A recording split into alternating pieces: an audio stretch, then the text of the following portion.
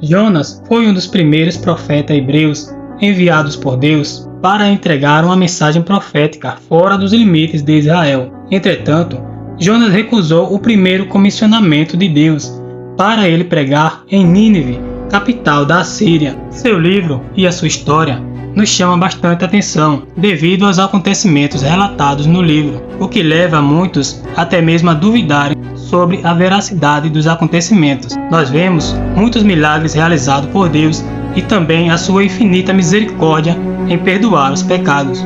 Então, neste vídeo, nós iremos falar sobre a história do profeta Jonas.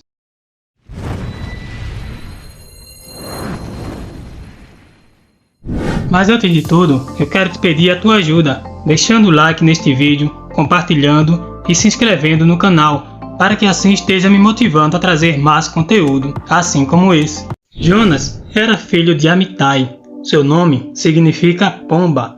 Ele é mencionado em 2 Reis, capítulo 14, versículo 25, como um profeta de Israel e como cidadão de Gat-Hefer. O ministério do profeta Jonas teve início logo depois do de Eliseu, coincidiu parcialmente com o de Amós e foi seguido pelo de Oséias. Jonas foi um profeta do reino do norte durante o reinado de Jeroboão e teve a missão de pregar a palavra de Deus ao povo de Nínive, capital da Assíria, e alertar seus moradores do iminente castigo divino, pois aquela nação era perversa, cruel e imoral.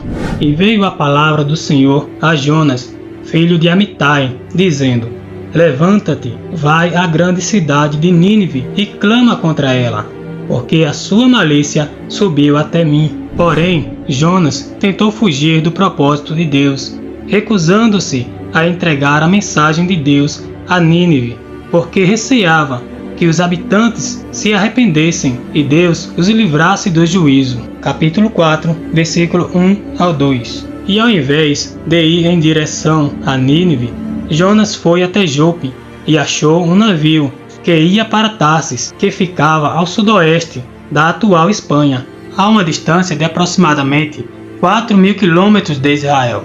Porém, Jonas não pôde fugir da presença de Deus, porque Deus mandou um grande vento e se formou no mar uma grande tempestade, ao ponto que o navio estava quase a afundar e os marinheiros também achavam que iam morrer. Jonas, porém, estava dormindo no porão. Ao acharem o profeta, pediram que ele invocasse o nome do Senhor, porque assim, talvez, Deus os livraria daquela tempestade. E dizia cada um ao seu companheiro: Vinde e lancemos sortes, para que saibamos por que causa nos sobreveio este mal. E lançaram sortes, e a sorte caiu sobre Jonas. Após descobrirem que o motivo daquela tempestade era o próprio Jonas, começaram a interrogá-lo sobre quem ele era e de onde havia vindo. E ele lhes disse: Eu sou hebreu, e temo ao Senhor, o Deus do céu, que fez o mar e a terra seca. E ao saberem que ele estava fugindo da face do Senhor, perguntaram o que fariam para que o mar se acalmasse. Jonas pede para que o lançassem no mar, porque se sentia culpado de tudo aquilo que estava acontecendo, e assim o mar se acalmaria. E assim o fizeram. E logo após terem lançado Jonas ao mar, a tempestade se acalmou, de tal forma que aqueles homens temeram a Deus e ofereceram sacrifícios ao Senhor. Jonas e o grande peixe. Depois disso, a Bíblia diz que Deus preparou um grande peixe para que engolisse a Jonas. E assim, ele passou 3 dias e 3 noites no ventre daquele peixe. Esse fato tão extraordinário leva muitos até duvidarem sobre a veracidade desse acontecimento. Porém, o próprio Jesus vai comprovar esse fato como sendo histórico e verídico, chegando a citar o incidente para ilustrar a sua própria morte, sepultamento e ressurreição, quando os escribas e fariseus lhe pedem um sinal. Mas ele lhe respondeu e disse: Uma geração má e adúltera pede um sinal, porém não se lhe dará outro sinal, senão o do profeta Jonas. Pois, como Jonas esteve 3 dias e 3 noites no ventre da baleia, assim estará o Filho do Homem 3 dias e 3 noites no seio da terra. Jonas, agora no ventre do peixe, ora ao Senhor para que o livrasse daquela situação. A Bíblia diz que Deus ouve a oração de Jonas e dá ordem ao peixe para que o vomitasse na beira da praia. Jonas prega em Nínive. Outra vez, Deus ordenou que Jonas fosse a Nínive e pregasse aquilo que ele havia lhe ordenado. E assim, Jonas entrou na cidade e começou a pregar.